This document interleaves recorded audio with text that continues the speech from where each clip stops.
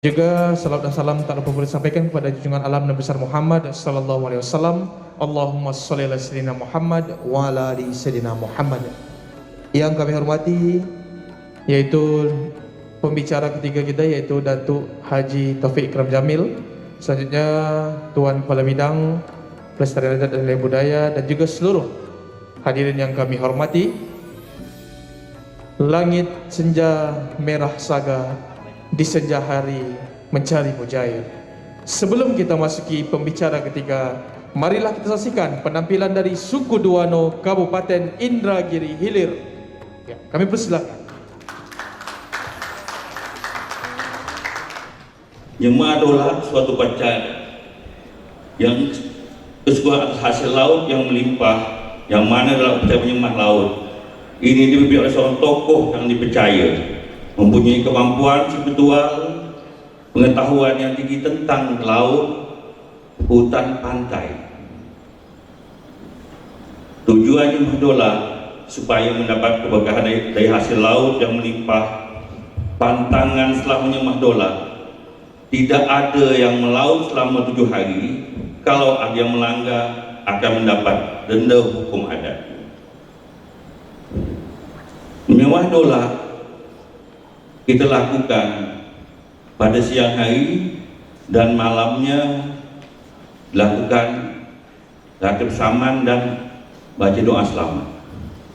Inilah nyembah dola suku Duano Indragiri Hilir. Oh kula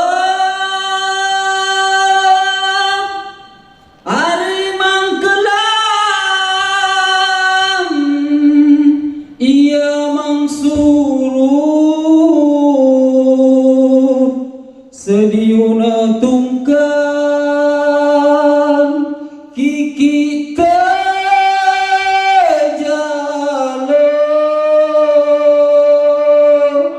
lepas naboru ia ditimbung ledi tegak menuju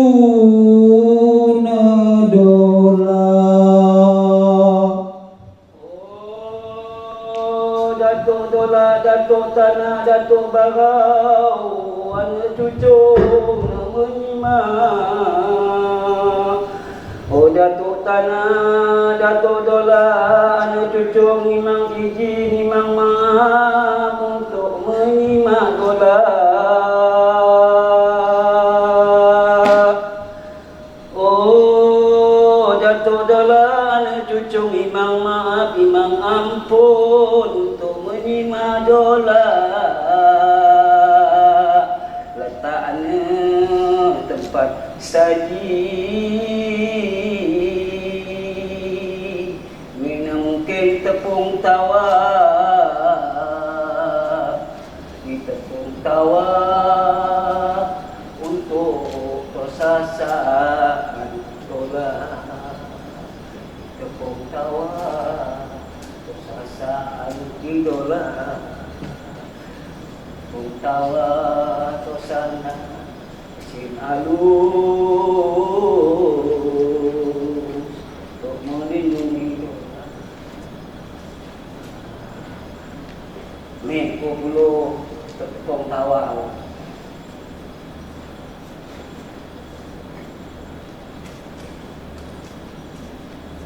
Ini tepung tawa untuk ancak, tawa untuk jalo, tepung tawa untuk bendu sema. Bismillahirrahmanirrahim. Ai Datuk dola, Datuk do, Datuk tanah, anak cucung minta izin mengasuh kemenyan.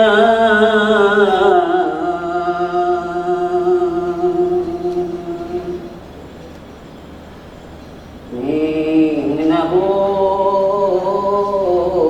buas kunyit ditabur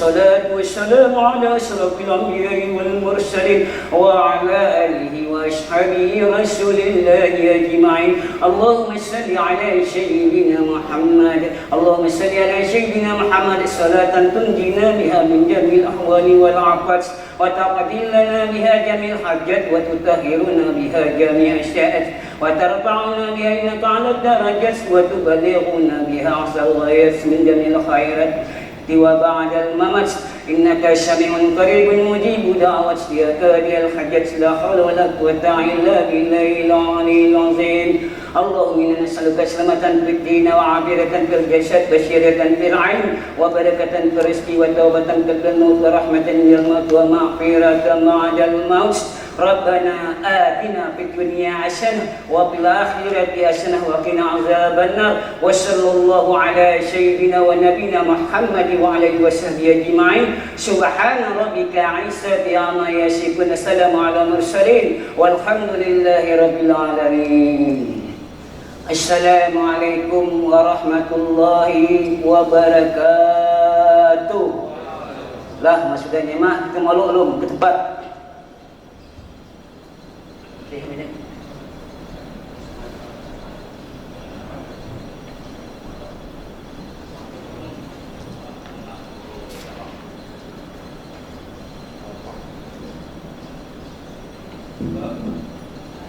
Iya, baik, berikan tepuk tangan yang kemudian untuk penampilan dari suku Duano, yaitu menyembah dola ataupun semak laut. Arti yang kami hormati. Selanjutnya kita lanjutkan untuk sesi ketiga, yaitu masih dalam pembinaan nilai-nilai budaya Melayu, di mana yang akan memandu untuk sesi ketiga ini, yaitu kami jemput dengan segala hormat Tuan Denny Afriyadi MSM. Kepadanya kami persilakan. Seiring balam dengan merbah, balam bersarang di pucuk bulu. Seiring salam dengan sembah, salam kami jari 10. Assalamualaikum warahmatullahi wabarakatuh. Alhamdulillahirrabbilalamin. Assalatu wassalamu ala asyrafil anbiya'i wal mursalin wa ala alihi washabihi ajma'in amma ba'du. Pertama-tama, marilah kita panjatkan puji serta syukur kehadirat Allah Subhanahu wa taala yang telah memberikan kita kesehatan dan kesempatan sehingga dapat berkumpul dalam majelis ini.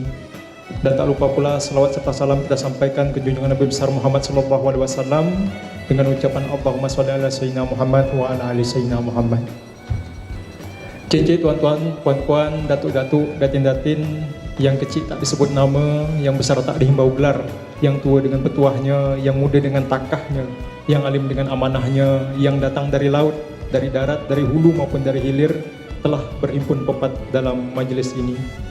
Alhamdulillah, di siang hari ini merupakan sesi ketiga kita, sebagaimana helat kita pada hari ini mengenai pembinaan nilai-nilai budaya Melayu untuk komunitas adat terpencil atau KAT seprovinsi Riau tahun 2021. Kita mengusung tema untuk tahun ini yakni kedaulatan masyarakat hukum adat Riau. Dan sebagaimana kita tengok di tengah-tengah kita, di hadapan kita bersama, baik di samping saya telah hadir narasumber di sesi ketiga ini sebagaimana yang tercantum di jadwal. Beliau merupakan anak jati Belitung, Kepulauan Meranti. Nama beliau mungkin datuk-datuk, datin-datin, cecek, tuan-tuan, puan-puan tak asing lagi. Beliau merupakan Datuk Taufik Kram Jamil, merupakan Sekretaris Umum Majelis Kerapatan Adat Lembaga Adat Melayu Riau. Beliau juga seorang budayawan dan sastrawan yang aktif menulis sastra. Karya sastra beliau baik puisi maupun novel tersebar luas di seluruh Indonesia maupun internasional. Pernah berkhidmat sebagai wartawan Kompas, lalu pernah berkhidmat sebagai Ketua Dewan Kesenian Riau, mengajar di berbagai universitas di Riau maupun di luar Riau. Lalu beliau juga merupakan pendiri dari Akademi Kesenian Melayu Riau dan banyak menerima berbagai anugerah budaya dan kesenian baik tingkat lokal maupun nasional. Adapun tema yang akan diusung dalam materi sesi ketiga ini dari Datuk Taufik Kram Jamil dengan tema menyadari kesejarahan dan keragaman adat Melayu Riau. Mungkin tidak berpanjang waktu lagi, kita akan diberi waktu oleh panitia sebanyak 90 menit, selama 90 menit, 1,5 jam. 1 jam nanti kita akan mendengar paparan dari Datuk Taufik Ikram Jamil, dan setengah jam kita akan berdiskusi, tanya jawab. Langsung saja kita serahkan waktu dan tempat kepada Datuk Taufik Ikram Jamil. Assalamualaikum warahmatullahi wabarakatuh. Saya sebetulnya kalau siang-siang begini biasa gitu, saya memang tidur gitu, paling enak tidur lah siangnya lah. Kena satu kebiasaan, nah dari dulu kata saya ke orang Melayu gitu, kita bilang kalau siang tidur macam ini.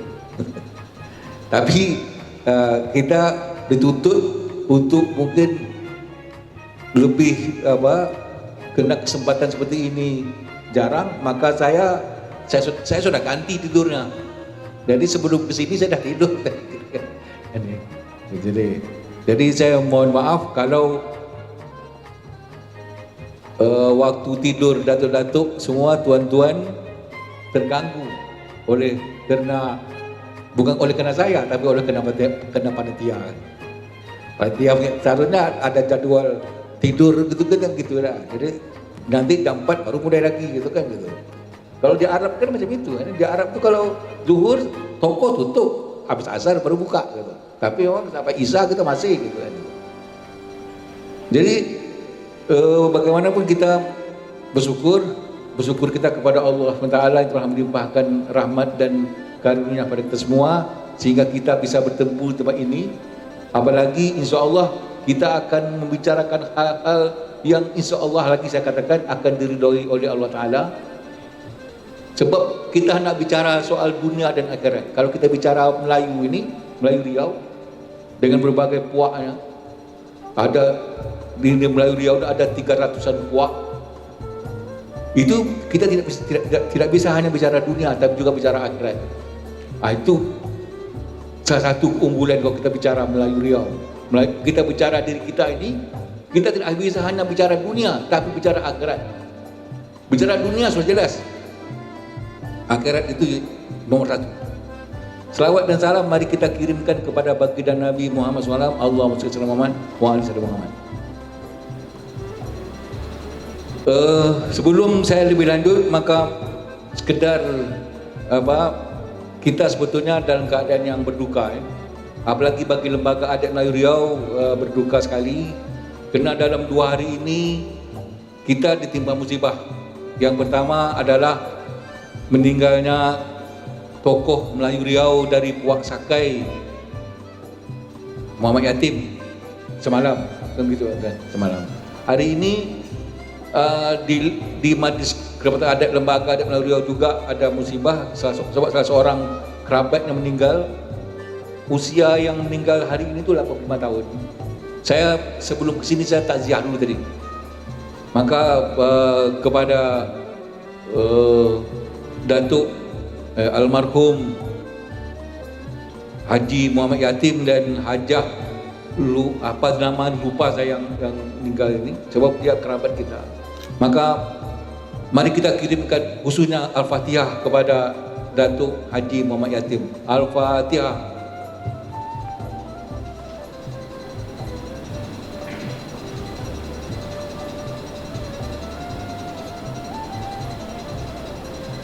Datuk semua,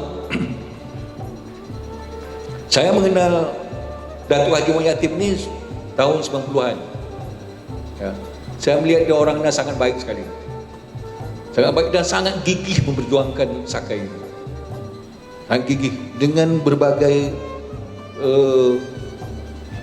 keasliannya. Asli maksud saya itu dia sebagai Sakai yang berjuang Sakai. Dia memang bekerja di Pertamina. Dan dia mengambil pensiun muda agar bisa memperjuangkan Sakai lebih. Dan banyak sekali pekerjaan yang untuk orang Sakai.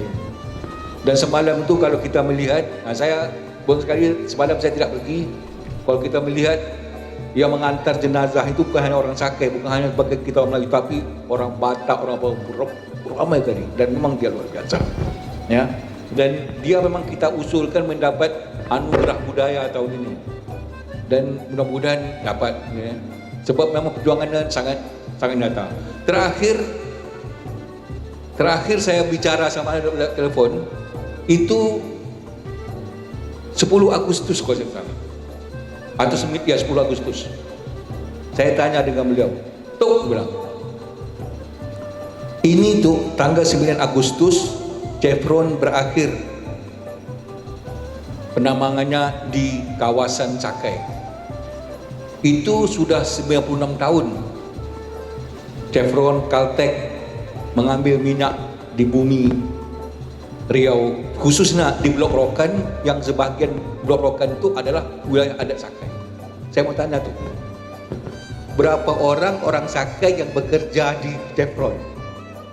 Saya itu tanya saya. Dia bilang, terpaksa saya cari dulu, saya tanya sana sini.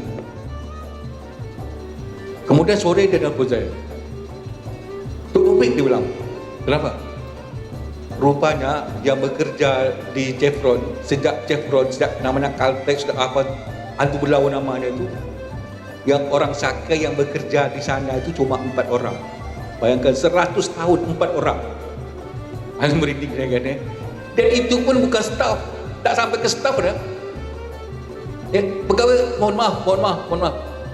Sebab di sini juga ada saudara saya dari Sakai, Darus ini adik saya yang sangat berbakat. Mohon maaf, memang pegawai rendah, hanya 4 orang. Mungkin dah tinggal 3 atau berapa orang di sana. Tapi sekarang sudah ke Pertamina, sudah tahu.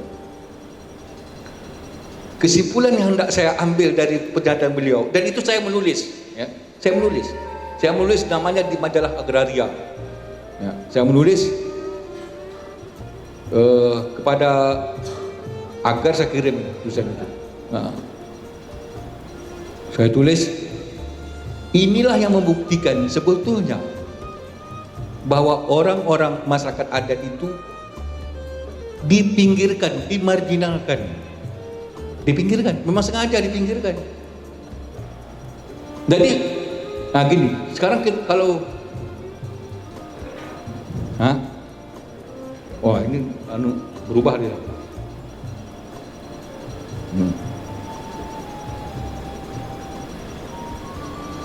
Saya mengambil dari sini tuh. Saya senantiasa mengambil apa yang dikatakan Kak gitu. Nah ini kita tinggalkan sebentar kisah almarhum yatim tadi. Apa seperti yang dikatakan Kak gitu?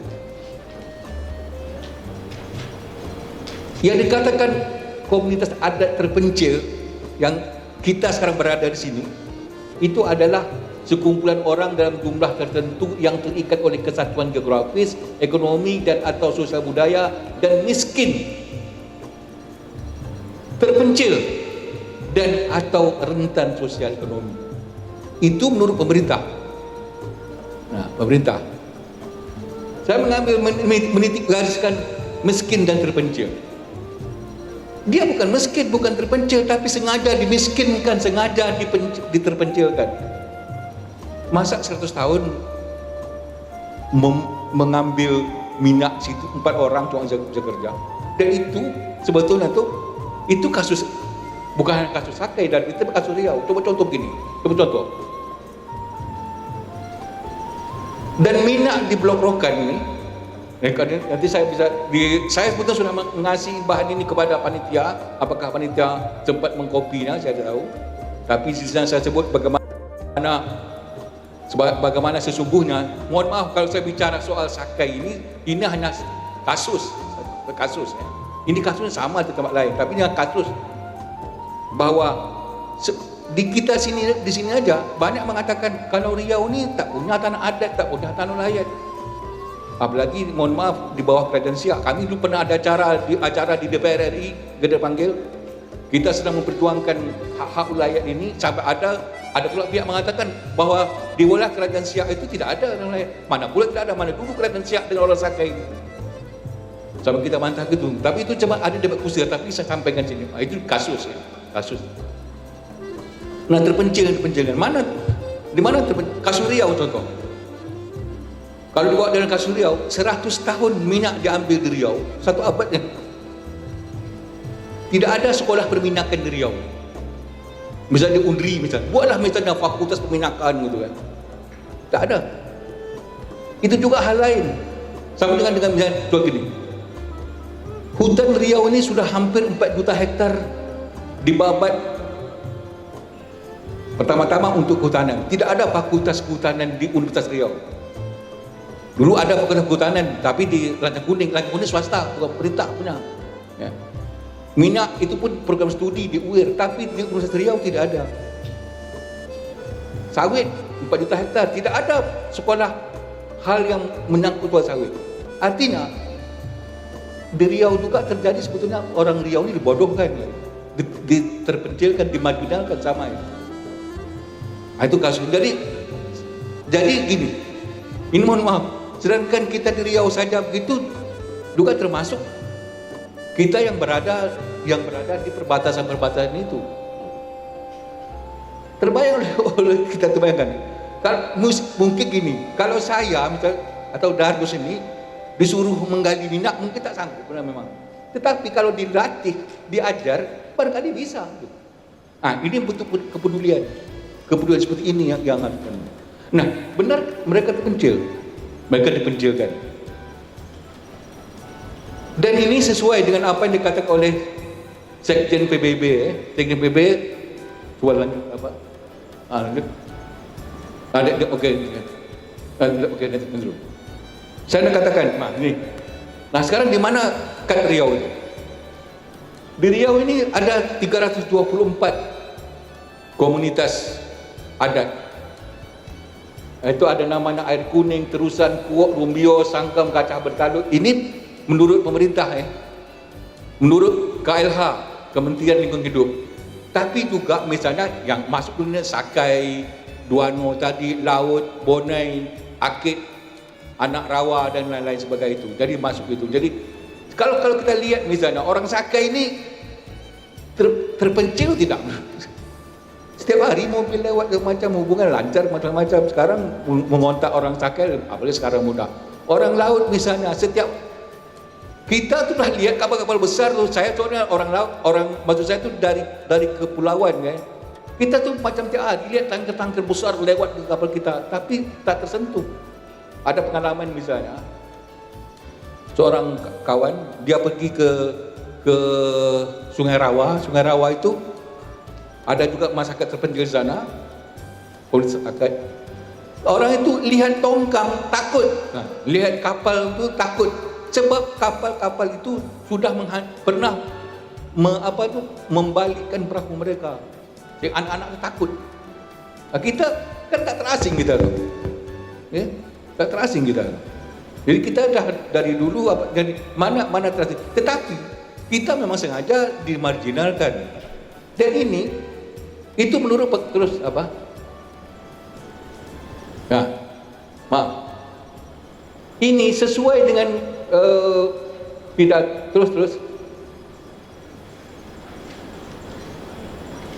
Ini sesuai dengan pidato Sekjen PBB pada tahun 2015. Dia mengatakan bahwa di banyak dunia, ini bukan hanya orang kita ya, di banyak dunia memang masyarakat adat ini terpencil dari pembangunan. Gitu.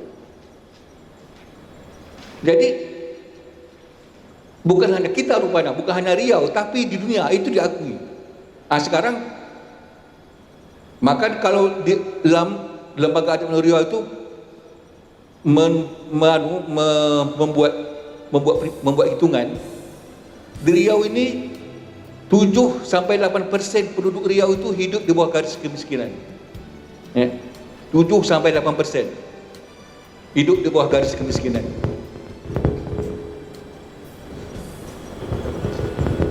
Dan 80% dari 7-8% itu dari 6 juta itu ada sekitar 500.000 masyarakat Riau itu hidup di bawah garis kemiskinan. Dan 80% dari 500.000 ini adalah masyarakat adat. Itu yang dihitung. Jadi kita ini gitu, yang justru berada di sumber-sumber ekonomi yang dahsyat. Nah, pertanyaannya, ini saya kan dikasih judul kesadaran sejarah, Sekarang pertanyaannya, apakah kita akan terus begini terus gitu? Apakah kita, makanya tulisan saya yang saya sebut tadi judulnya ayo Blok Rokan jangan terlambat lagi. Itu salah contoh. Artinya gini, kesempatan yang ada pada kita sekarang ini memang harus kita perjuangkan. Jadi kita jangan mau dimarginalkan, kita tidak mau dimarginalkan gitu. Apakah disengaja atau tidak sengaja? Tidak. Kita tidak mau ditinggalkan gitu. Kita harus merebut berbagai kesempatan. Itu yang saya menggambarkan keadaan yang misalnya dialami oleh Pak Yatim dan mungkin dialami oleh datuk-datuk semua itu untuk membangkitkan sendiri bahwa kita tidak boleh begitu. Saya mohon maaf, ada pengalaman. Kampung saya itu Teluk Belitung, ya, Teluk Belitung di Pulau Meranti itu. Pada tahun jadi gini. Pada tahun 70-an, saya tamat SD tahun 75. Saya tidak bisa langsung masuk SMP karena di kampung saya itu hanya SD yang ada, tidak ada SMP. Dan ingat, kampung saya itu ibu kota kecamatan. Kampung saya itu ibu kota kecamatan. Kami harus pergi ke Selat Panjang atau ke Bengkalis. Sebagian besar ke Selat Panjang kami, tapi saya ke Bengkalis. Ke Bengkalis itu tidak bisa setiap saat kami pergi. Kami kalau ada pom-pom berangkat ke sana, kami bisa pergi. Begitu juga kalau Selat Panjang bisa pakai perahu, pakai sampai di Selat Panjang itu berangkat pagi sampai petang sampai. Atau biasanya orang berangkat itu petang, sebab kalau pagi kan panas, kalau petang berangkat kan teduh. Petang berangkat, maghrib berangkat, subuh sampai. Gitu jauh. Kalau sekarang cuma 1 jam tuan sekalian. Dalam hati saya waktu itu berdendam. Saya tidak boleh macam ini. Saya harus pergi. Maksud saya seperti juga yang banyak yang dilakukan oleh kawan-kawan dari masyarakat adat terpencil ini. Mereka tidak mau berada seperti atau mengalami apa yang dialami oleh orang-orang tersebut. Tapi mereka harus keluar. Darus nih gini pengacara, Darus ya, meskipun dia juga seniman, baru dapat anugerah budaya, tokoh budaya Riau gitu ini. Nah ini artinya saya mengajak ini kondisi kita menyadari bahwa kondisi kita ini seperti ini. Menyadari kondisi itu perlu. Padahal ini yang apa? Yang padahal harus kita apa? Berdua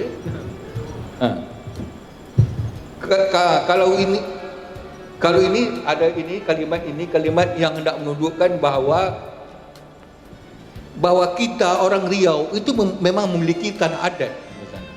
Yang tadi saya katakan ini sudah dibuktikan, bahwa kita masyarakat adat kita punya adat, dan itu memungkinkan diperjuangkan. Sebab sebetulnya gini. Tahun 60 Undang-Undang Agraria tahun 60 itu memungkinkan tanah adat di kawasan itu tahun 60. Apalagi sekarang begitu banyak. Cuma sekarang ini memang pemerintah harus gesit untuk memperjuangkan, terutama pemerintah di kabupaten. Sebab dia yang harus membuat peraturan itu, banyak hal peraturan yang memungkinkan gitu. Kalau terus saya katakan gini, tadi saya disebut sebagai lembaga adat Melayu Riau, memang betul. Tadi juga Datuk Seri Al-Azhar sudah bicara sini. Kalau lembaga adat Melayu Riau itu dia memang tidak bisa memutuskan. Dia cuma mendesak pemerintah untuk memutuskan. Yang memutuskan bagaimana pemerintah. Ini sekarang maksud saya, mari kita bersama-sama mendesak pemerintah misalnya untuk bagaimana memperjuangkan ini. Sebagai saya contoh 30 Juli tahun ini, beberapa kelompok masyarakat adat, terutama yang berada di sekitar Blok Rokan, itu menyerahkan urusan adat kepada LAM, pada Lembaga Adat Melayu Riau. Ya. So, memang harus ada yang perjuangkan. Contohnya yang harus diperjuangkan di tanah oleh misalnya Pancung Alas. Pancung Alas itu jelas ada di Riau daratan ini ada semua. Ya, kalau di Meranti memang tidak ada. Tetapi kan di situ ada wilayah yang diberi oleh raja, itu juga berlaku sebagai tanah adat. Tapi khusus di Riau Daratan ini. Ya. Paitung Alas tahun 80 masih berlangsung. Dan itu bisa diperjuangkan. Cuma diperjuangkan memang tak bisa setahun 2 tahun tuh. Ya. Mohon doa agar kita bisa memperjuangkan. Ini sebagai contoh bahwa kita memiliki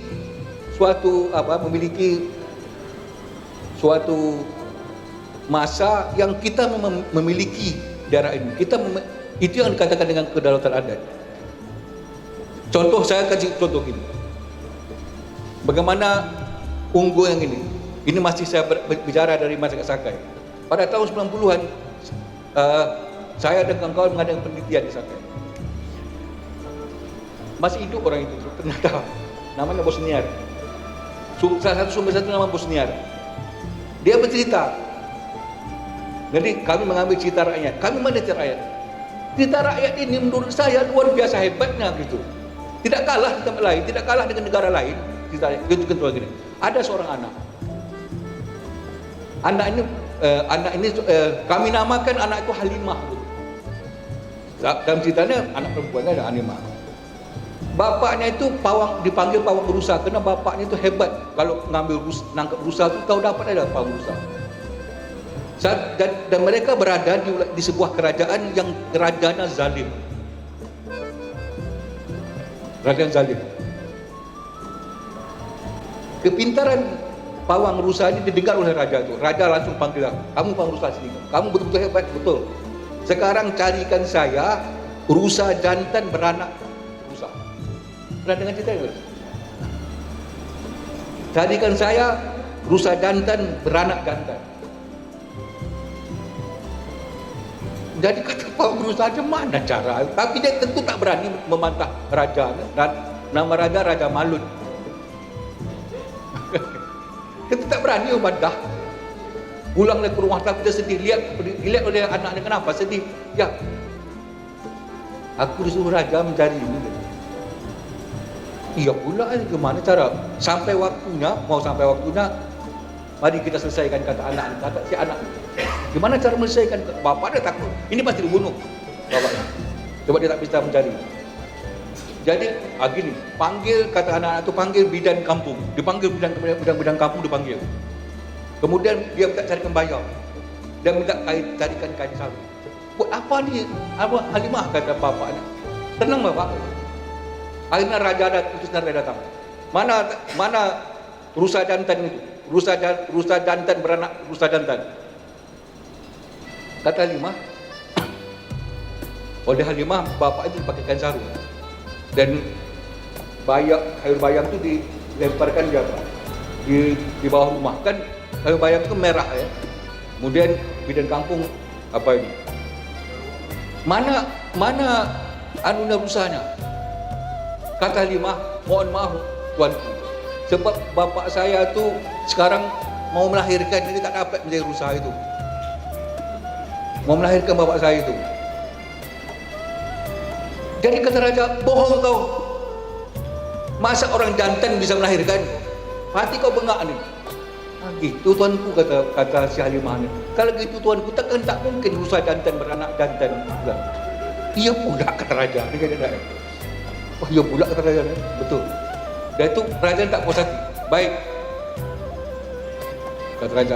Baik, saya tidak puas. Sekarang ini ada 5 ekor burung merbah. Kau harus buat kepada Halimah perempuan ini, anak kecil. Kau harus buatkan burung merbah ini 40 hidangan. 3 hari akan datang, aku datang ambil. 3 hari datang untuk saya. Dikasih jarum. Anak perempuan dikasih jarum. Tolong kasih jarum pada raja. Kenapa kasih jarum? Tolong raja buatkan dari jarum ini 40 bilah pisau. Mana mungkin kata orang, sama juga saya tak mungkin membuat burung merbah dengan 40. Maksud saya apa? Begitu cerdiknya anak-anak, artinya begitu pintarnya orang-orang masyarakat adat ini gitu kan. Ini sama dengan cerita gini. Di cerita Melayu terkenal ya, ada nama anak Nadim. Nadim ini satu hari, dan itu kejadian di Singapura. Singapura ini diserang todak, ikan todak nyerang, diserang todak. Tidak bisa oleh raja ini, dia suruh masyarakat agar berhenti, tentu mati kan. Kata Nabi, kenapa dipagar dengan manusia, tuanku? Jadi pakai apa? Maka bagaimana menyelamatkan Singapura ini dari serangan todak? Tebang batang pisang. Tebang batang pisang dan diledarikan batang pisang di tepi pantai. Jadi sehingga todak itu menyerang Singapura, yang menyerang batang pisang itu kan padahal langsung dipancung todak. Artinya apa? Anak-anak kita, anak-anak Melayu begitu hebatnya dalam pikiran, dan orang-orang itu memberikan satu pemikiran bahwa anak-anak pun bisa, dari anak-anak kita pun bisa belajar. Jadi begitu biasa. Coba kita lihat ya, cerita anak durhaka di kawasan Riau ini ya. Kawasan Riau dengan anak durhaka itu berbeda dengan lain.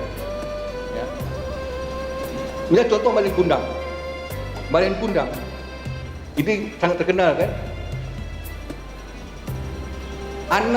Anaknya tuh jadi batu, si Malin Kundang. Tapi kalau di Riau anak dihukum, bapak mak pun dihukum juga.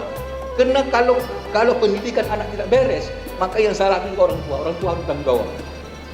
Itu contoh gini, di kampung saya itu, ya, ini dicerita masyarakat akib di kampung saya, ya. Namanya Pulau Dedap durhaka itu terkenal cerita itu kan. Dedap durhaka memang menjadi pulau, tapi mak ayah dia menjadi pokok membelah. Jadi mak ayah juga dihukum. Begitu kita sekarang, kita kalau anak kita berbuat salah, apalagi kita laki-laki, itu dihukum. Ya. Jadi memang kita itu dihukum. Jadi kenapa kita bertanya, kenapa daerah Riau ini sangat kaya dengan sumber daya alam dan juga dengan sangat kaya dengan berbagai hal pengajaran atau tumbuh ajar yang dapat kita petik dari cerita rakyat tadi. Karena di sini juga ada pertanyaan ini, karena keberadaan kita di Riau ini, coba lanjut apa? Okey. Saya turun lah, agak kurang sedap juga kalau dari atas lihat ayahanda atau ni, maaf ya. Jadi, karena keberadaan kita ini dapat ditelusuri 40,000 tahun sebelum Masehi. 40,000 tahun sebelum Masehi. Memang itu 40 tahun sebelum Masehi itu, ini berdasarkan penemuan yang dilakukan oleh UGM, Universitas Gadjah Mada pada tahun 90-an. Dia mengatakan di Riau ini ditemui peradaban purba, yaitu berumur 40,000 tahun sebelum Masehi. Ditemui dan ditemui di sungai di Sungai Singingi, Kuansing. Ada di Kuansing ini. Di Kuansing. Ini tapi Kuansing itu berasal dari Sungai Indragiri juga kan. Sungai Indragiri dua nama, ada Sungai Indragiri, ada Sungai Kuantan. Sungai Kuantan juga punya cabang gitu kan. Jadi kalau sampai ke Taluk Kuantan namanya Batang Kuantan, tapi sampai Rengat namanya Sungai Indragiri gitu kan. Jadi itu. Jadi di sana sudah ditemui kehidupan manusia 40,000 tahun sebelum Masehi. Dan ini sama dengan manusia Jawa Sangiran. Dan manusia Sangiran di Jawa ini, Sangiran Jawa ini, itu yang menjadi asal muasal orang Eropa, macam gitu. Nah, kalau di Riau yang di Singingi itu belum ditemui tengkorak manusia. Itu aja, beda dengan Sangiran. Beda dengan Sangiran itu di Jawa ditemui tengkorak manusia, dapat dipelajari, oh ini manusia itu berumur sekian, tapi di Riau belum ketemu. Saya katakan belum, karena belum diteliti. Itu coba kebetulan ada teliti. Tahun ini ada penelitian di Dinas Kebudayaan, memang disuruh kita untuk meneliti itu, tapi berbagai kendala menyebabkan kita sangat sangat berat untuk melakukannya. Tapi mudah-mudahan akan datang. Ini saya nak mengatakan bahawa keberadaan kita itu kan nenek moyang kita 40,000 tahun sebelum Masehi. Terus apa? Terus lagi. Itu satu Pak. Soal asalnya, asal usul. Kalau di pelajaran, kalau kami dulu belajar di sekolah dulu, kita tuh katanya dari Cina Selatan. Asalnya. Tapi yang 40 tahun lagi itu yang kemudian diperkirakan kepada kita ini, tapi juga ada mengatakan kita ini dari Cina Selatan. Kalau kita lihat misalnya orang laut, Duano, Sakai ini kan wajah Cina ini ada gitu Pak Mongol, Islam Mongol gitu Pak Katanya dari itulah 3000 tahun sebelum Masehi. Tetapi ada tapinya. Pada tahun 2000 ada satu penelitian. Orang melihat sekarang Pak, kehidupan ini bukan hanya berdasarkan sejarah apa dibuat, tapi juga dari darah. Menurut penelitian itu, gen orang Melayu ini katanya lebih tua dari Cina. Karena itu tidak mungkin orang Melayu berasal dari Cina. Gen kita lebih tua dari Cina. Karena itu tidak mungkin. Jadi misalnya soal misalnya persamaan itu hal lain, tapi tidak saya katakan bahwa misalnya orang Sakai kan selalu seperti ini, bahwa bukti 3000 tahun sebelum Masehi orang-orang Cina Selatan datang ke sini, ada dibuktikan di Riau ini dapat dibuktikan dengan melihat orang Sakai, orang laut, itu juga sendiri dengan sendirinya terbantahkan karena kita lebih tua dari Cina. Melayu ini cuma lebih muda dari Arab. Nah, itu saya bilang itu kalau sempat lebih tua dari Arab, banyak orang Melayu protes. Sebab orang Melayu yakin bahwa Nabi Adam kan, Nabi Adam itu kan dulu kita orang Arab kan gitu kan. Jadi Arab, Melayu, Cina, India. Ini dulu kita gitu. Itu penelitian yang dilakukan pada tahun 2000 yang itu memang menggambarkan dunia. Itu ketiga, asal usul dua. Yang ketiga, di Malaysia tahun 2014 terbit sebuah buku yang berjudul Asal Usul Orang Melayu itu Berasal dari Benua Sunda. Benua Sunda itu adalah kepulauan Indonesia ini dan tanah semenanjung itu bersatu. Dan diketahui ada 8.000 tahun dari lebih tua dari orang Cina datang tadi. Lebih tua lagi gitu. 8.000 tahun sebelum Masehi sudah ada. Cuma kita terjadi bencana alam menyebabkan kita kemudian terbesar. Tapi sudah ada. Dan yang keempat,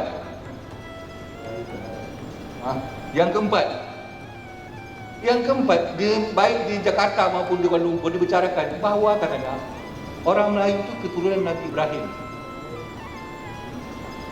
Rupanya, kalau dia berarti dia tidak mungkin dari 3000 tahun sebelum Masehi. Ini banyak kita jumpai kalau di nanti di kerja saya ada ini. Terus ini ya. Nabi Ibrahim itu rupanya memiliki 3 orang istri. Yang selama ini kita tahu Nabi Ibrahim itu memiliki 2 orang istri. Ya, Siti Hajar dan Siti apa itu? Sarah kan? Rupanya 3. Satu lagi namanya Siti Kenturah. Dengan Siti Kenturah ini, Nabi Ibrahim ini memiliki 6 orang anak. Dan salah seorang anak itulah yang kemudian menjadi cikal bakal orang-orang lain. Dia turunnya dari Vietnam. Maka jadi orang Vietnam kan termasuk Mongol ya. Jadi itu Vietnam campa itu terjadi Melayu. Nah, kita katakan di sini. Kenapa saya katakan di sini? Karena bagi saya, bagi ilmuwan mengatakan bahwa apakah orang laut, Duano, Sakai, itu adalah orang Melayu. Orang Melayu. Cuma kenapa kita sedikit agak beragam ya Pak ya? Agak beragam ya. Kalau tadi itu di yang pertemuan Duano itu kampung saya biasa, aduh Pak Darus. Dulu saya tengok di kampung gitu. Mohon maaf, saya pernah pergi ke tempat Patilaman. Suku Tang Mama Patilaman waktu itu dia masih hidup. Jadi waktu dia masih hidup dia menerima anugerah lingkungan hidup dari Malaysia. Saya diminta untuk menulis beliau. Saya masuk ke dalam. Pas saya datang mereka sedang kenduri. Ini mohon maaf dia katanya. Mereka kenduri. Parti lama itu berdoa, la ilaha illallah Muhammadur Rasulullah, apa dengan begitu. Saya kena saya wartawan. Saya bertanya, Patih, saya mau tanya Patih, agama Patihnya apa? Patih? Kami silam langkah lama. Yang Patih, silam langkah lama itu betul kan? Jadi, ya artinya, ya terjadi perbedaan karena memang kita terjadi perbedaan yang kalau orang banyak cakap bahwa orang Riau itu mana pula orang itu banyak berbeda, karena kita bukan berbeda beragam, karena kita 40.000 tahun sebelum Masehi kita sudah eksis gitu. Itu sejarah yang panjang sekali. Apalagi kemudian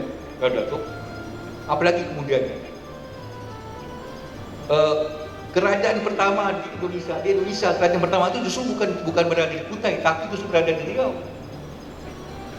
Namanya kerajaan Kandis, justru Indragiri. Itu dua masih. Kita di Riau ini terdapat 20-an kerajaan. Dan kalau kita lihat dari kekerabatan, ada saudara mama, belah mak, belah bapa. Kalau kami Riau pesisir belah bapa, tapi misalnya Kampar dan Kuansing itu dari sebelah mak. Jangan mengatakan orang itu orang Minang aja. Ya. Coba mereka lebih dulu. Ini untuk mohon maaf selalu itu kalau misalnya ini orang Sakai merasa dia bergaruyung. Mana pula gitu. Sebab kalau orang pindah, ini contoh ini. Misalnya saya pindah dari kampung, saya pindah ke baru, semua itu saya bawa. Ada pada saya, mulai dari kampung, ada pada saya.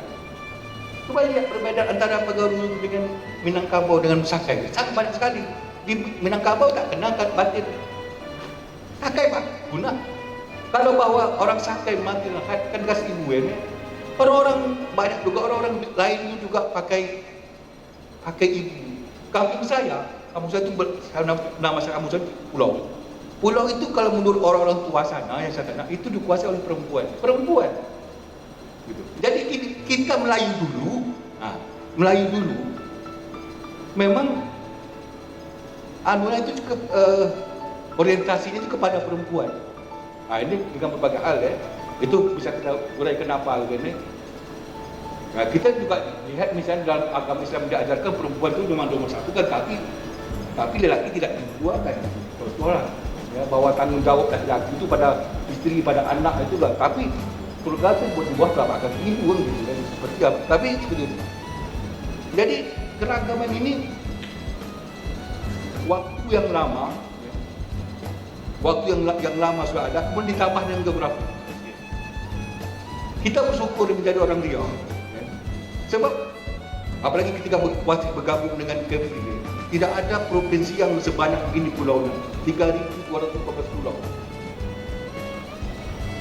Nah sekarang kita lihat, di Riau ini banyak sungai. Oke, provinsi lain juga banyak sungai. Tetapi hebatnya Riau, semua sungai di Riau itu semua muaranya ke Selat Melaka. Apa artinya? Selat Melaka itu selat nomor 2 teramai di dunia. Bukan Indonesia ya.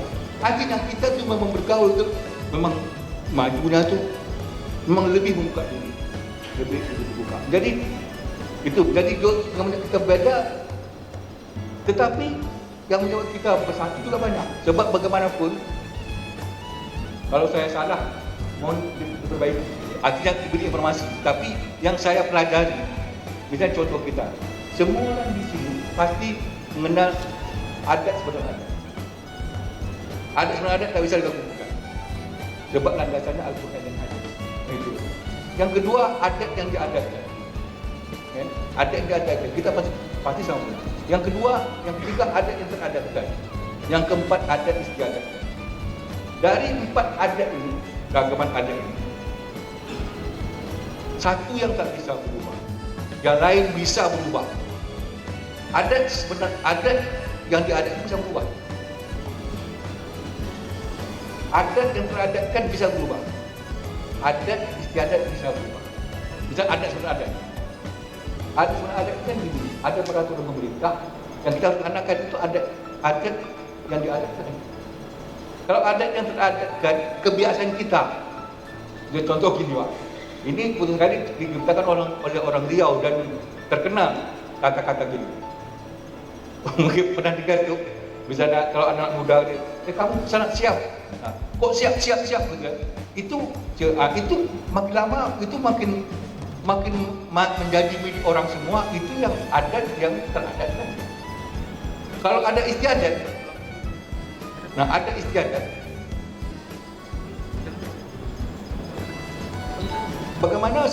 Bagaimana orang-orang kampung misalnya dapat memelihara sapi, tetapi sapi itu tidak merusak tanaman orang kampung. Itu di kampung saya dulu dari terlalu betul masalah, orang melihara kambing tak dapat karena kambing itu mengacau tanaman gitu kan, atau macam. Tapi sekarang kalau hukum positifnya tentu tidak boleh melihara kambing, tapi tidak boleh. Tapi orang Melayu tidak. Orang Melayu bagaimana tetap melihara dari itu. Tapi memang kuncinya memang musyawarah. Ini musyawarah. Jadi tidak bisa berubah. Tapi musyawarah. Orang menggunakan apa itu pasti musyawarah. Nah, kalau kita kemudian lihat, ini perkembangan terakhir tu. Terakhir maksud saya itu bukan terakhir tahun lalu, bukan 20 tahun lalu lah gitu kan. Artinya jauh setelah Datuk gitu ya.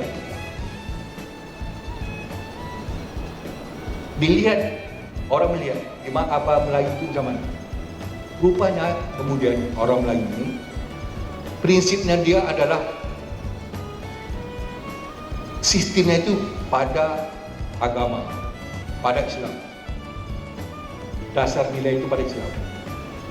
Pada agama, saya katakan pada agama, pada spiritual, pada Islam.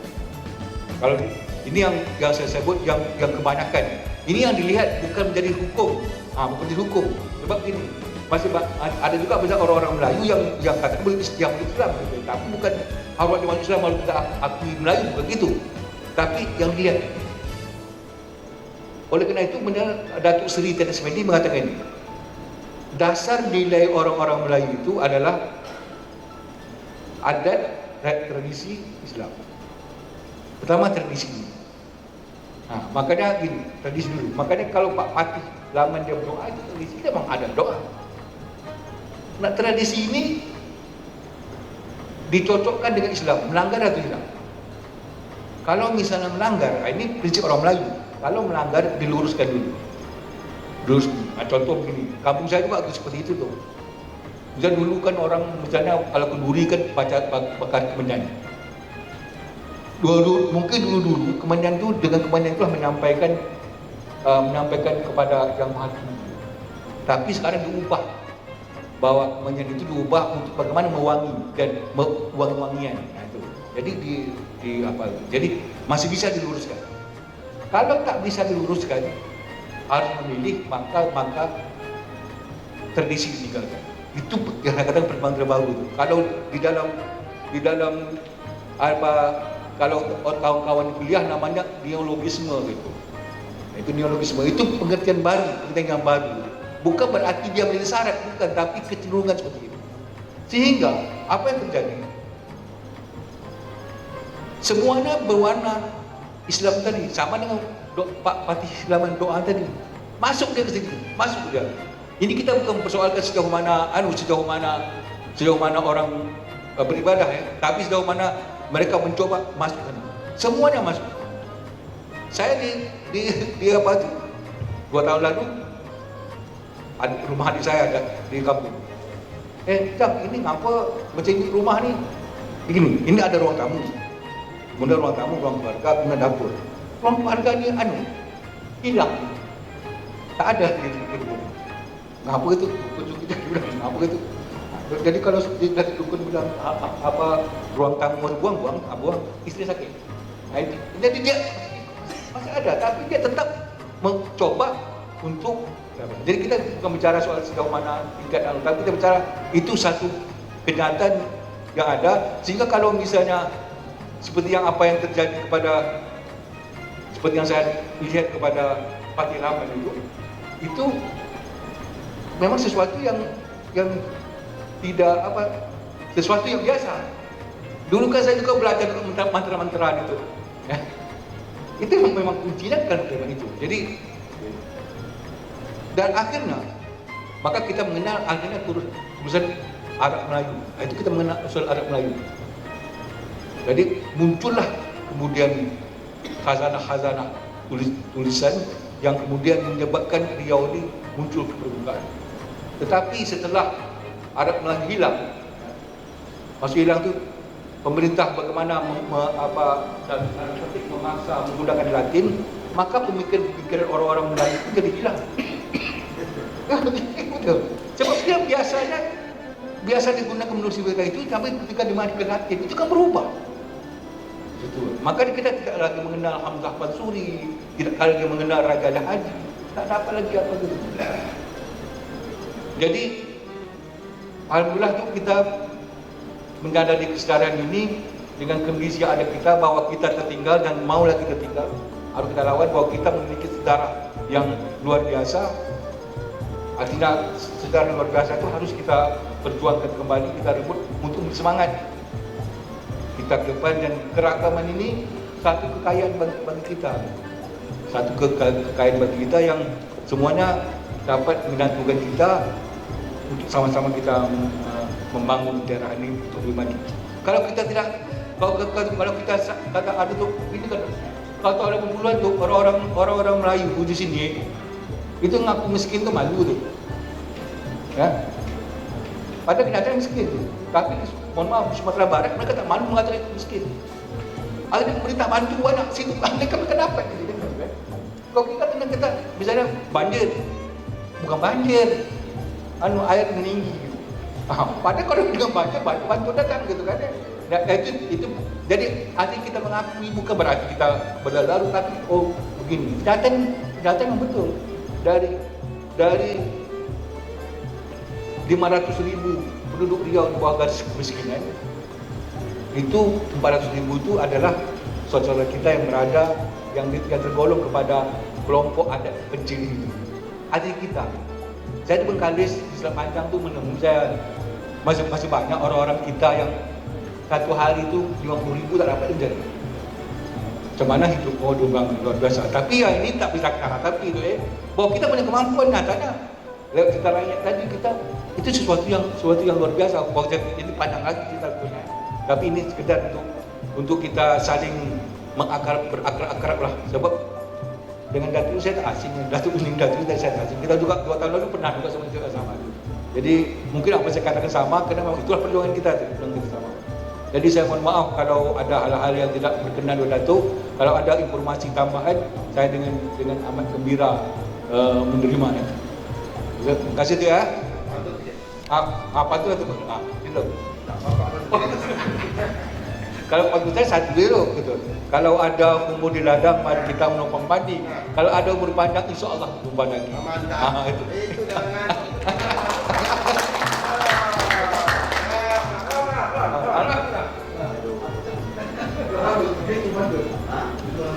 Kalau dia tu harus jadi waktu kalau penutupan pon Indonesia itu, waktu itu saya pun sekali menulis naskah lah.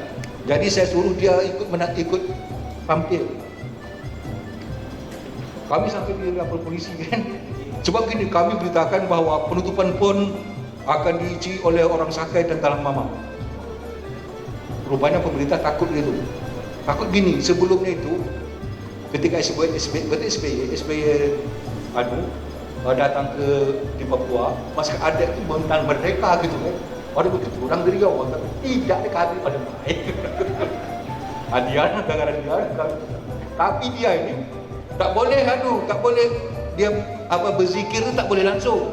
Ada rekam dulu, tak ada dia teran kerasukan dia masuk pendarah dengan tadi. Wah, tapi memang ngeri tu waktu. Saya waktu itu di atas perahu saya. Wah, gitu. Rupanya di sekitar Pekanbaru tu, ini kita percaya tidak itu itu ribut. Betul-betul istri saya bilang, tapi kami di stadion itu tak masalah apa-apa. Dan saya di bawah saya itu ada listrik 1000 watt. Saya merasa tak aman. Tak aman itu ketika saya kembali menginjak kaki. Kami waktu itu membawa lancang kuning. Ada orang tua pesan sama saya, datang dia ke stadion. Tolong lancang kuning ini jangan warna kuning betul ini. Tolong dialih sikit warna-warna lain. Kemudian kita berdoa lah. Saya ni berdoa tu. Saya berdoa itu saya tak dapat wal apa doa. Memang tidak lakukan. Nampaknya, tapi pengalaman saya di Kades di apa, kalau kita nyebut ladang kuning tu ada memang turun ribut gitu. Tapi tak tahu lah ke mana. Tapi kan pernah tu. Kami acara waktu itu dengan orang Singapura, Malaysia, itu Selat Baru, Bengkalis. Kita beritahu ladang kuning, sebenarnya ladang kuning ribut turun. Entah itu mana tu, mungkin dah kita jelaskan. Terima kasih. Ya, demikianlah, mohon maaf ya, pasti banyak kekurangan. Ini mohonlah dimaklumi. Ya, Assalamualaikum warahmatullahi wabarakatuh.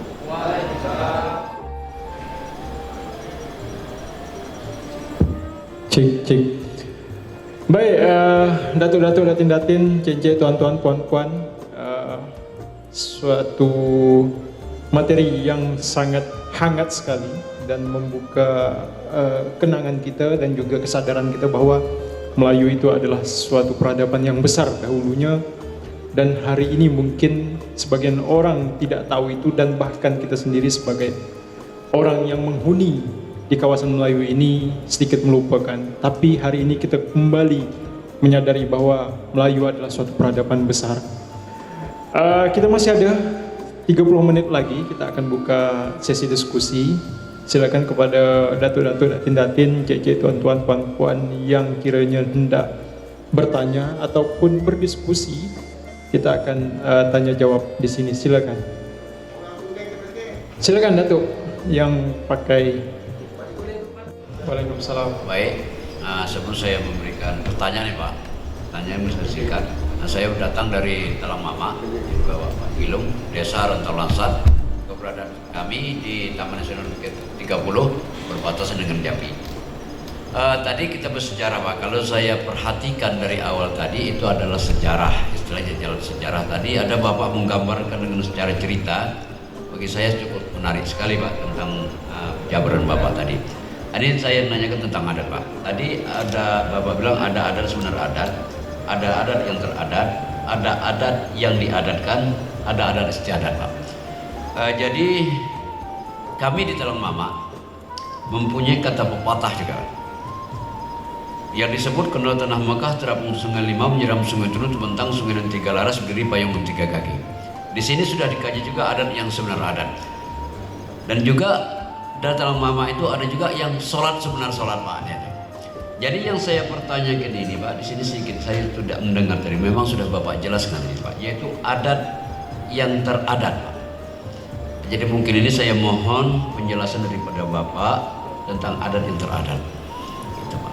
Karena itu tadi kurang saya jelas. Karena saya di sana dibentuk oleh Patih, saya ketua adat di Desa Rantau Lansat, membawa Talang Mama yang berada di Taman Nasional Bukit 30. Jadi kalau saya tidak punya modal ini, tidak menerangkan ini, macam mana saya mau menjelaskan cabang-cabangnya dan jalan-jalannya nanti. Itu kebuntun bagi saya menghadapi masyarakat sekarang. Mungkin itu Pak, dan saya sekian dan terima kasih. Izin dengan Pak siapa Pak? Nama saya yang paling keren Pak di sana itu Pak Tatung Pak. Pak Tatung. Pak Tatung. Pak. Ya. Oh, Pak Tatung. Terima kasih Pak Tatung. Bismillahirrahmanirrahim. Assalamualaikum warahmatullahi wabarakatuh. Waalaikumsalam warahmatullahi wabarakatuh. Selamat siang. Selamat sore. Ya kan? Ya. Salam sejahtera untuk kita bersama. Salam budaya. Salam budaya. Kita pulang tadi. Mohon maaf, Datuk. Mata Banda Tapi Jamil ya, selalu singgung tahu-tahu lain tidak bukan begitu. Karena dia untuk tidur sedikit. Jadi saya ini apa namanya kan yang dibalik tadi masalah kebudayaan, baik itu bahasa, tempat tinggal ya, Pak ya. Itu kita sudah tahu ya.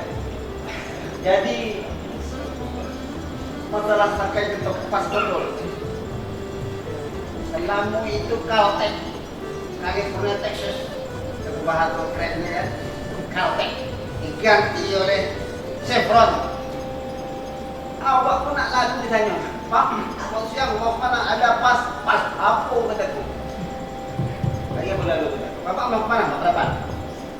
Akhirnya lewat itu. Itulah pengalaman. Kemudian dari Sakai yang disebut Menafikain yatim itu kita berjuang dulu. Zaman Rodini itu memperjuangkan minyak untuk suku asli yang ada di Riau.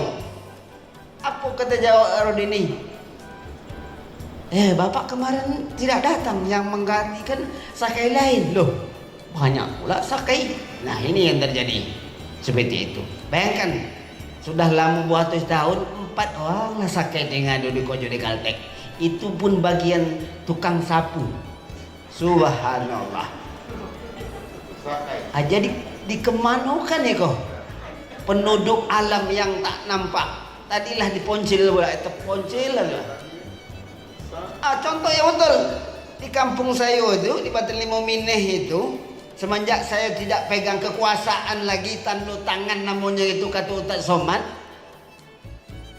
bukan kata Darus, saya tak sebut siapa kepala desanya, itu melanggar kode etik. Tak ada lagi nama orang sakai nak berkojo di situ. Coba bayangkan, sampai RT sukunya semua. Palak saya ngamuk dia nak jadi apa kata aku. Di kondisi ko. Menak puang kau kata aku. Tolong timurkan soang dulu. Kalau tak dapat tak bisa Pak, tak ada anggaran dana. Aku juga dulu jadi kepala desa tak ada berdana. Di Undang-Undang 5 tahun 79 tu mana ada dana. Duit Bang Des 3,5 juta, anak dijadikan bangun 5 juta. Oneng kurus badan aku waktu itu Pak. Balik acara dia bawa 10 orang, lewat jam makan dibagi makan, duit mana nak dicabut. Gaji kepala desa waktu itu berapa? 25.000 dipotong di camat. Ambil kau kata aku. Aku sehat kan jam camat. Sungkah kedah lah kata. Makanlah kata aku. Sudah 25.000 sebulan. Dirapel pula tu. Sampai nenek keluar datang. Mengamuk aku dulu kepala desa yang paling keras. Kata orang Rabadi, ikut kepala lantak lah. Jadi kita kalau abanda tadi dah kedonga sekretaris umum lah. Berarti orang penting abang nak kedonga ya. Aiko adik minta tolong. Persoalan yang banyak di dalam kusut bonang kusut kami suku asli Seriau. Bagaimana jangan terponcil lagi nak maju. Bawalah kami bekojo sesuai dengan skill kami. Letaklah kami di kebudayaan kan seorang jadilah. Di Lam seorang, di kantor Benor seorang. Di Siak seorang, di Kabupaten Siak. Itu yang kami minta. Jangan ditengok skillnya. Kau tamat apa sekolah tak sekolah lah wak. Katanya, kau baca kata aku pak kawan. Tak nampak aku macur selalu tu ngalah ibu hati. Jadi nak masuk ke mana? Jadi aku mengamuk PT CBI di Minas banyak 100 perusahaan yang ada di Kecamatan Minas. Ikut tukang sapu kan bisa kau kataku. Bekojo timurlah kataku sesuai dengan skillnya. Aiko yang kami harap kepada Datuk yang ada petinggi di Riau. Tolonglah kami. Sudah berpuang sudah pueh. Dulu kami demon aku sama meniang kau di Jakarta. Kapitra pengacara waktu itu aku belum lagi pengacara tapi malah daripada pengacara pula kojo aku tu. Tak juga hasil bagi minyak. Jadi dikemanukan minyak sebanyak itu sawit sekeliling kami kau minyak asli boleh matu mutu tak nampak ada minyak asli katanya putih ibu hati kadang-kadang. Kemana kami kau nak mengadu lagi? Kalau memang tak ada bunuhlah kami. Cuma begitu. Jadi pantun kawan tadi kalau ada sumur di ladang, katanya kan? Nah, kalau kami dari komunitas, kalau ada kaca di pintu komunitas, di tas komunitas, kami rebahkan. Kalau ada kata tuan, kata begitu nyawa dan komunitas orang asli kami bagikan. Asal diperjuangkan. Siap? Hidup suku asli! Hidup budaya! Siap! Sekian, terima kasih. Assalamualaikum warahmatullahi taala wabarakatuh. Waalaikumsalam warahmatullahi wabarakatuh. Assalamualaikum warahmatullahi wabarakatuh. Yang saya hormati datuk-datuk, puan-puan, kami dari Kabupaten Indragiri Hilir, dari suku Duanu Nama saya Saini M. Jadi kalau berbicara masalah komunitas adat terpencil di Provinsi Riau, Pak, kami dari suku Duanu ini seperti ikut menangis, Pak. Sama dengan dikatakan oleh Pak Daus, Pak. Kalau saya dulu, Pak, kalau saya melihat dari sejarah suku Duanu ini, saya tamat tahun 1994 kuliah di IAIN. Saya pernah ikut tes, Pak, di Depak itu, Pak. Bukan tidak lulus, Pak, mau uang 15 juta, Pak. Jadi ini tidak memperhatikan nasib-nasib daripada suku komunitas adat terpencil. Jadi melalui forum ini adat Melayu, Pak, saya mintalah dari perwakilan Bapak untuk mengadu kepada pemerintah yang apa dikatakan Pak Daus itu benar, Pak. Ya. Misalnya saya kan honor 15 tahun, Pak, belum diangkat-angkat PNS, masih kontrak provinsi, Pak. Gaji 2 juta sebulan, anak 3. Jadi itulah rezeki yang saya terima, Pak. Saya syukuri. Kan Allah memberikan seperti itu. Jadi isi singkatnya, Pak, tolong perjuangkan kami dari komunitas adat terpencil. Kalau dia kurang mampu, Pak, diperjuangkan dengan pemerintah. Jangan kuliah pakai duit lagi, digratiskan, Pak. Tolong ini, Pak. Dengan forum inilah kami bisa menyampaikan. Kalau ada anggota ketua dewan, saya sampaikan ke DPR, Pak. Kalau ada gubernur di depan pun saya sampaikan. Ini kami mengeluh, Pak, dari masyarakat adat terpencil ini, Pak, komunitas adat. Sebenarnya betul dikata Pak Daus, Pak, bumi Riau ini adalah untuk orang Riau, tapi payahlah kita mengatakan semua itu pemerintah yang begitu. Dan akhir kalam saya ucapkan Assalamualaikum warahmatullahi wabarakatuh. Bapak-bapak yang telah bertanya, ada 3 pertanyaan di sini. Sebetulnya 1, 2 tadi adalah aspirasi, harapan tentunya. Pertama tadi dari Tuk Tatum dari Talang Mama menanyakan tentang adat sebenar adat yang diadatkan, adat yang teradatkan, dan adat istiadat. Tapi khusus yang dipertanyakan tadi adat yang teradat itu bagaimana? Mungkin silakan. Ya. Terima kasih.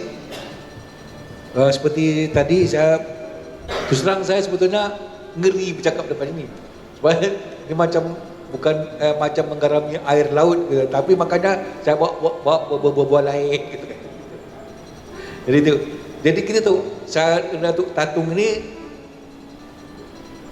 saya tahu Datuk Tatung ini dari Denny Kurnia. Denny Kurnia itu kawan saya, kawan akrab betul. Saat kuliah sebab saya pernah lihat Datuk main kampus dia ada kirim videonya. Jadi kalau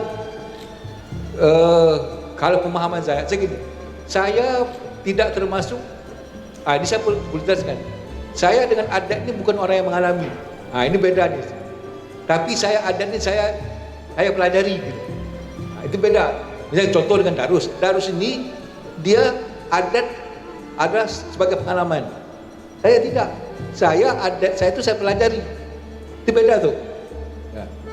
Nah, yang saya pelajari, adat yang teradatkan itu adalah kebiasaan-kebiasaan di masyarakat yang kemudian menjadi adat di tengah masyarakat itu sendiri.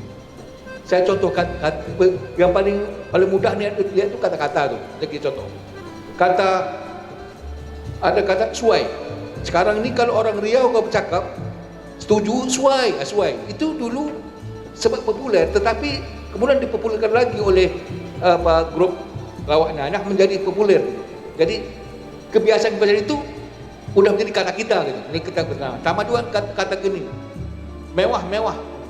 Sekarang kan semua orang kata kalau misalnya kalau orang-orang Melayu dia bergurau mewah. Itu dia bergurau seperti dia biasa dia menjadilah apa ini. Jadi satu kebiasaan masyarakat. Kalau ada yang teradat tadi kan dari pemerintah, misalnya dari Batin atau dari Datuk, masyarakat Allah ini, itu kan. Kalau ada yang pada itu sudah kita sudah Mengenai sudah cukup jelas. Kemudian kepada si Adinda Siin dan Darus, terima kasih kerana telah mempercayai LAM gitu ya, Lembaga Adat Melayu Riau. Gini tuh, Lembaga Adat Melayu Riau ini perlu saya jelaskan. Lembaga Adat Melayu ini organisasi. Dia sifatnya begini, dia sifatnya bagaimana mendesak pemerintah. Artinya dia tidak membuat tak dapat dia membuat keputusan. Tapi menolak. Itu. Itulah yang kita perjuangkan itu. Artinya dari kemarin-kemarin itu sudah diperjuangkan.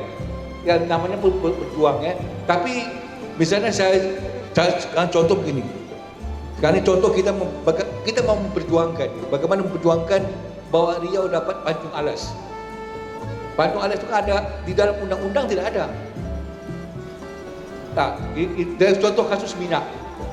Minyak itu dari Blok Rokan itu 10% otomatis menjadi milik pemerintah. Saham 10%. Nah, orang Jakarta bilang kan sudah ada 10%. Betul Pak. Kenapa di Panjung Alas? Panjung Alas gini, kalau 10% itu untuk Riau seluruhnya. Jadi di mana-mana. Tapi kalau kita minta Panjung Alas ini hanya untuk masyarakat adat. Apakah dia Sakai, apakah dia Talang Mama, apakah dia Akik. Itu kan tak banyak. Kalau banyak penduduk Riau 6 juta. Nah, kalau yang 10% itu harus saya katakan Pak Darus, kita memang berjuang namanya itu gitu. Yang namanya berjuang itu kan. Dan saya nak mengatakan juga dari Datuk Azali Johan berjuang juga tuh. Itu jadi ya itu tetap kita perjuangkan. Cuma kita tidak bisa untuk mengatakan kapan. Saya kata LAM begitu meski benar LAM ini adalah satu-satunya organisasi kemelayuan dan masyarakat yang memiliki peraturan daerah. Jadi LAM itu legal, bukan lain legal bukan ya. Artinya kalau LAM itu memang ada peraturan daerahnya yang mengatur LAM gitu. Ya, yang lainnya tidak. Nah, maka yang lain itu dia bukan bebas. Tapi kalau LAM itu dia memang ada ketentuan yang dari pemerintah. Jadi dia istilahnya dia berkawan dengan pemerintah.